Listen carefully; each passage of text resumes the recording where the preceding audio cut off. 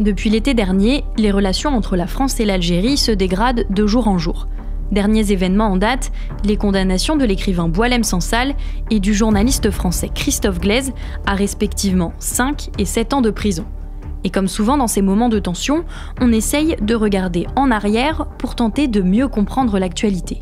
À l'Express, 3 journalistes se sont penchés sur cette relation ambivalente entre les deux pays.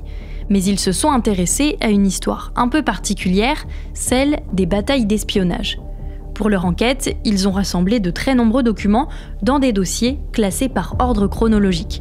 Des photos d'espions infiltrés, des preuves écrites de kidnapping, des archives sur des assassinats cachés, ces dossiers contiennent tous les éléments pour faire le récit des guerres secrètes franco-algériennes. Je suis Charlotte Baris et vous écoutez France-Algérie, 60 ans d'espionnage, une série originale de La Loupe, le podcast quotidien de l'Express, épisode 3, petit service entre renseignements.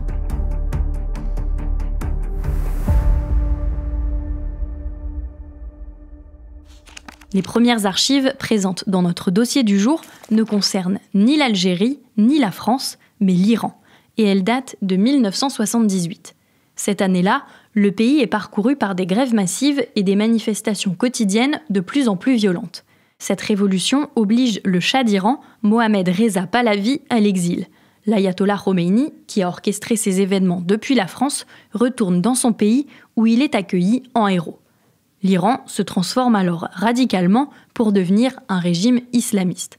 Un tournant majeur pour la région, mais aussi pour le monde, comme le raconte Charlotte Lalanne, journaliste au service Monde de l'Express.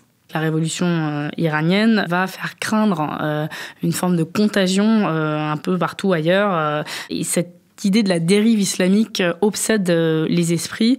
Et la DST en France, donc c'est l'ancêtre de la DGSI, nos services de renseignement intérieur, voilà un risque terroriste et son inquiétude est confortée par une série d'attentats à Paris en 1985 et 1986. 21h20, Champs-Élysées, la foule ordinaire se promène entre dîner et cinéma. La galerie du Claridge, 2 étages de boutique de luxe, est encore ouverte aux amateurs de lèche-vitrine. Soudain, une bombe explose dans une poubelle. Il y a 7 blessés, ils sont touchés aux jambes et à la tête. 2 hommes et une femme sont dans un état préoccupant car ils perdent beaucoup de sang. Nouveau drame, nouvelle action terroriste. Cet après-midi en plein Paris. Cette fois, l'attentat a eu lieu devant, chez Tati, un grand magasin de la rue de Rennes dans le quartier de Montparnasse. Il y avait dans le magasin même une 50aine de personnes. Toutes les vitres du quartier ont éclaté et un automobiliste qui passait à proximité s'est retrouvé projeté par le souffle avec sa voiture de l'autre côté du trottoir. Et donc à ce moment-là, les services français vont essayer de renouer une forme de coopération avec les services algériens. Et ça va passer en effet par des liens entre la sécurité militaire algérienne, la SM, et notre DST. Beaucoup moins les services extérieurs, puisque la DGSE se méfie toujours, jusqu'à aujourd'hui, des services de renseignement algériens. Donc c'est la DST qui est à l'œuvre et qui, dès la fin des années 60, va essayer d'amorcer ce rapprochement. En Algérie, l'État de Boumedienne va envoyer des agents de police se former en France. Mais voilà, au début, ça reste quand même assez limité. Ce qui va accélérer la coopération sécuritaire entre les deux pays, c'est l'arrivée à la tête de la DST d'un homme. J'ai sa photo sous la main dans notre dossier, il s'appelle Yves Bonnet et devient le chef des renseignements intérieurs français en 1982. Lui va en fait nouer des liens, peut-être même des amitiés controversées d'ailleurs, avec certains cadres de la sécurité militaire, les futurs généraux algériens. Aujourd'hui, il parle encore, par exemple, de son ami Ismaïl Lamari, qui était général-major à la tête du contre-espionnage algérien.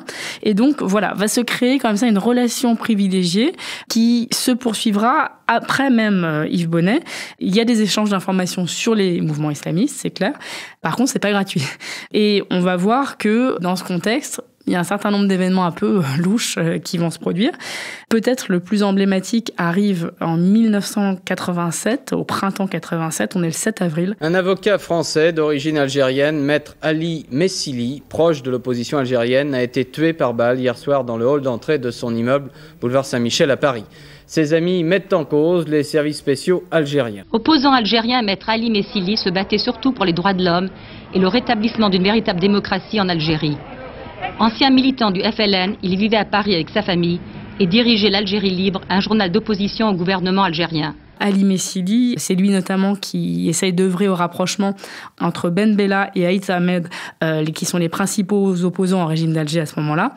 Eh bien, cet avocat est assassiné en plein Paris, dans le hall de son immeuble, 3 balles dans la tête. Ce qui est incroyable, c'est que son tueur est identifié assez rapidement, que plusieurs éléments montrent qu'il a vraisemblablement des liens avec la sécurité militaire, mais curieusement, il est expulsé en procédure d'urgence absolue à Alger sur ordre de Robert Pandreau, qui est le ministre de la Sécurité auprès de Charles Pasqua.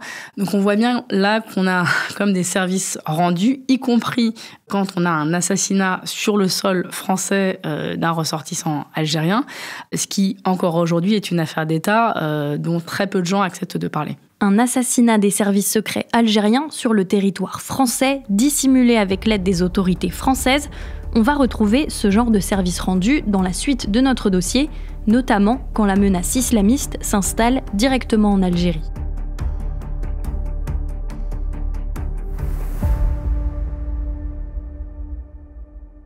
Dans le dossier, notre journaliste Alexandra Saviana a mis une petite fiche qui répertorie les grands événements en Algérie pour mieux s'y retrouver. Et je vois notamment dessus, en octobre 1988, de grandes marches protestataires. Les rues de la capitale dévastées après les affrontements d'hier, où des jeunes de 12 à 20 ans ont renversé des voitures, brisé des vitrines, incendié des bâtiments publics, symbole de l'opulence, de l'État ou du parti, au cri de jeunes, levez-vous. Depuis l'indépendance de l'Algérie, le FLN, le Front de Libération Nationale, est le seul parti autorisé. Un règne remis en cause quand la situation économique du pays se dégrade après la chute du cours du pétrole. Les manifestations de 1988 sont violemment réprimées, mais le pouvoir adopte tout de même une nouvelle constitution. En 1989, le pluralisme politique est désormais acté et en 1991, les Algériens se rendent pour la première fois aux urnes pour des élections législatives. Le FIS, un parti islamiste, arrive en tête au premier tour. C'est un parti qui a été créé 2 ans plus tôt et qui étend son influence dans une société qui conteste le pouvoir des généraux, qui sont au pouvoir depuis Boumedienne en 1965. Celui qui incarnait la légitimité historique, le FLN, est à terre, au premier tour. 16 élus, mais 160 candidats en ballottage. La victoire est pour les autres. Ce soir, impossible encore de dire quelle majorité abritera le prochain Parlement, mais d'ores et déjà, pour le second tour, le FIS part candidat favori. Les généraux se savent en danger, ils savent que en cas de deuxième tour, une victoire du FIS est très probable, voire inévitable, et ils pensent donc interrompre le processus électoral. Annuler le second tour des législatives, face à cette menace brandie par les généraux, la France doit choisir son camp. Elle a peur de voir un régime islamiste s'installer si proche de la France, de l'autre côté de la Méditerranée, et elle a peur de perdre aussi tous les renseignements qu'ils obtiennent grâce à une coopération étroite nouée entre la DST dans les années 80 et les services de renseignement du FLN. Alors le général Jean Guyot, dans le même temps, qui est conseiller militaire et scientifique à la DST, a une crainte supplémentaire. Il a peur que la centrale nucléaire d'Ain Oussera, en plein Sahara, se retrouve aux mains des islamistes, juste en face, encore une fois, de la France. C'est François Mitterrand qui est président à ce moment-là. Et il reçoit des recommandations contradictoires. En 90, en fait, il y a une sorte de guerre, de désaccord entre les services. D'un côté, on a la DGSE qui préconise la poursuite du processus électoral, car ils estiment que la victoire du FIS, en fait, est inévitable. Et dès le premier tour, la boîte transmet une note à l'Élysée pour demander une forte action de la France en faveur de la poursuite du processus électoral. Et de l'autre côté, on a la DST, qui ne veut surtout pas que le FIS arrive au pouvoir. On pense notamment pour conserver ces réseaux, les fameux réseaux de renseignement qu'ils ont établis depuis près de 10 ans maintenant. Dans notre dossier, je vois également la photo d'un homme qui a eu un rôle très important à ce moment-là, Jean-Charles Marchiani. Il y a des contacts auxquels je participe modestement entre les généraux et la France. Jean-Charles Marchiani, c'est l'homme de confiance de Charles Pasqua et c'est un ancien agent du SDEC, donc la DGSE de l'époque, qui craint, lui, de voir arriver les islamistes au pouvoir et qui a d'étroits liens avec les généraux, le FLN de l'époque. Mitterrand aurait finalement donné son accord pour suspendre le processus électoral. Alors, quand je dis ça, on va dire qu'il donne son assentiment. On comprend, et le FLN à l'époque comprend que Mitterrand ne dénoncera pas si le processus électoral est suspendu. Marchiani, dans un documentaire qui sortira bien plus tard, raconte « Je suis à l'Élysée 2 ou 3 fois et Mitterrand donne son accord de manière sibylline mais très claire. Pas de manière formelle, mais très claire, donne son accord pour que le deuxième tour n'ait pas lieu. » 2 jours plus tard, François Mitterrand dit lors d'une conférence de presse au Luxembourg « Je ne me porte pas juge sur ce qui se passe en Algérie », tout en appelant malgré tout à l'avenir à de nouvelles élections. La France, prête à soutenir un coup d'État, et la suite de l'histoire se déroule le 11 janvier 1992. Au petit matin, des blindés de l'armée nationale populaire ont pris position devant les principaux édifices publics, autour de la présidence et des ministères, des banques, des soldats en armes, des parachutistes parfois, patrouillent dans les rues d'Alger. Le 11 janvier 1992, les généraux contraignent le président algérien Chadli Benjedid à démissionner. Le deuxième tour n'aura en réalité jamais lieu. C'est le début de la guerre civile algérienne, la fameuse décennie noire, où on voit des affrontements entre les groupes islamistes, notamment le GIA, le groupe islamiste armé, et des réponses de l'armée. La décennie est un carnage, on a entre 100 000 et 200 000 victimes et des milliers de disparus. Le début de cette guerre civile ne signe pas pour autant la fin de la coopération entre les services français et algériens, bien au contraire.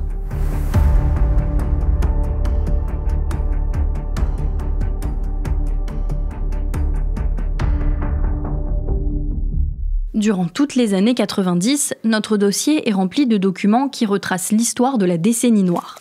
Une guerre civile sanglante qui oppose les généraux d'un côté et des groupes islamistes armés de l'autre qui ont pris le maquis et commettent des attentats. Et là encore, nous avons un post-it, comme dans les autres dossiers, dessus le sigle SM pour sécurité militaire est barré et en dessous, il y est marqué DRS. Cette note, elle a été ajoutée par notre journaliste Charlotte Lalanne. La sécurité militaire a laissé place au département du renseignement et de la sécurité. Et ce qui va se passer, c'est que le DRS, qui est dirigé par le très redouté général Toufik, va vouloir infiltrer une partie de ces groupes terroristes, les manipuler, pour en fait commettre des attaques, les faire attribuer aux islamistes pour les discréditer sur la scène internationale. C'est un petit peu compliqué, mais voilà, ça va faire partie de la dynamique en cours à ce moment-là. Et la coopération avec la France se poursuit à ce moment-là, et la France va en fait choisir le camp des généraux et coopérer avec eux. Cette coopération avec les généraux et donc les services secrets algériens s'incarne notamment dans une affaire qui est détaillée dans notre dossier. En 1993, l'affaire des faux kidnappings, qui va être utilisée pareil pour faire accuser les islamistes. 24 octobre 1993, on a 3 fonctionnaires du consulat français en Algérie qui sont enlevés. Et officiellement, eh bien, les ravisseurs appartiennent bien au GIA, le groupe islamiste armé. Là, Jean-Charles Marchiani est envoyé sur place avec un certain Monsieur O. Alors là, scène incroyable. En gros, le ministre algérien de l'Intérieur dit à ses 2 hôtes « Ne vous en faites pas, vos 3 fonctionnaires sont en bonne santé. » Alors Marchiani demande évidemment leur libération sur le champ. Réponse des Algériens « Nous attendons de vous un geste. » Et le geste, ça va être quoi ? Ça va être en fait un grand coup de filet chez des sympathisants présumés du FIS, le Front islamique du salut, en France. Répondre vite et de manière spectaculaire.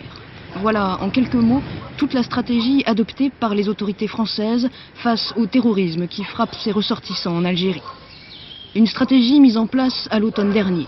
Quelques jours seulement après la libération de 3 membres du personnel de l'ambassade retenus en otage à Alger, 88 islamistes algériens sont interpellés dans plus d'une vingtaine de départements français. À partir de novembre 1993, une série de rafles policières est ordonnée par Pasqua, d'après une liste qui semble quand même avoir été essoufflée par Alger. Parmi les cibles, par exemple, il y a Moussa Kraouch qui est incarcéré pendant 1 mois et on s'apercevra plus tard qu'il était poursuivi d'après, en tout cas, le juge qui a prononcé sa relaxe sur la base d'une construction de preuves pures et simples, je le cite. 9 mois plus tard, pareil, seconde rafle et encore beaucoup de dossiers vides. Donc, on a vraiment une constante dans ces années-là d'une relation très ambiguë, en eau trouble, où Alger qui a, on l'a dit, des infiltrés dans les GIA, fait comprendre plus ou moins directement ou subtilement à Paris qu'elle a des munitions en cas de désaccord. Et d'ailleurs, dans les attaques terroristes qui auront lieu dans ces années-là, on va s'apercevoir qu'il y a souvent des zones d'ombre sur les relations des commanditaires avec un certain nombre de généraux algériens. C'est le cas pour l'enlèvement et l'assassinat des 7 moines de Tibérine fin mars 1996 dans la montagne au sud d'Alger. C'est le cas aussi pour les attentats qui ont lieu en France en 1995 et 1996, à Paris notamment, à Saint-Michel. 4 morts, une quarantaine de blessés dont 16 graves dans un attentat au cœur de Paris, à la station Saint-Michel du RER B. Le pont Saint-Michel et le boulevard Saint-Michel ont été fermés à la circulation. Une aire d'atterrissage d'hélicoptères est installée sur la place Saint-Michel, qui a été bien évidemment évacuée. C'est la sortie de la station Port-Royal. C'est ici que vers 18h05, en pleine heure de pointe, l'engin a explosé. Une bonbonne de gaz de 13 kilos située dans la 2e voiture de la rame. Le cerveau présumé de ces attaques, qui s'appelle Ali Touchent, a été ensuite accusé par plusieurs membres du réseau terroriste auquel il appartenait d'être un agent des services algériens. Par la suite, il a échappé à 2 descentes de police et puis il a réussi à rejoindre Alger où il serait mort en mai 1997. D'après tous les éléments de notre dossier, la coopération de la France pourrait, on l'a vu, être liée en partie à des menaces algériennes. Elle reste donc fragile, d'autant que tous les services secrets sont loin d'être sur la même ligne. Dans cette période-là, comme d'ailleurs peut-être tout au long de la période des relations entre les services français et algériens, il y a une division assez claire entre nos services extérieurs, la DGSE, et intérieurs, la DST, qui aujourd'hui donc est la DGSI, pardon pour tous ces acronymes, donc qui n'ont pas du tout la même approche, pas du tout les mêmes rapports, ni la même façon de voir ce qui se passe en Algérie. Et donc ça va avoir des répercussions très importantes, en fait, dans nos relations, à la fois en France et en fait dans la relation franco-algérienne, parce que ça crée une forme de dissonance, en fait. Les petits coups de main entre espions tiennent donc sur un fil. La moindre crise peut geler à nouveau les relations, et c'est d'ailleurs ce qui est en train de se passer en ce moment. Mais ça, c'est ce qu'on retrouve dans notre dernier dossier. Je le mets de côté pour demain. Je serai avec nos journalistes du service Société, Étienne Girard et Alexandra Saviana. Merci à elle et à Charlotte Lalanne du service Monde de nous avoir éclairés aujourd'hui. Si cet épisode vous a plu, pensez à en parler autour de vous. Vous pouvez aussi, chers auditeurs, nous laisser des étoiles ou des commentaires sur toutes les plateformes d'écoute, par exemple Castbox ou Spotify. Et pour nous écrire, l'adresse ne change pas, laloupe@l'express.fr. France-Algérie, 60 ans d'espionnage est une série originale de La Loupe, le podcast quotidien de l'Express, écrite par Solène Alifa et réalisée par Jules Cros avec Emeline Dulliot.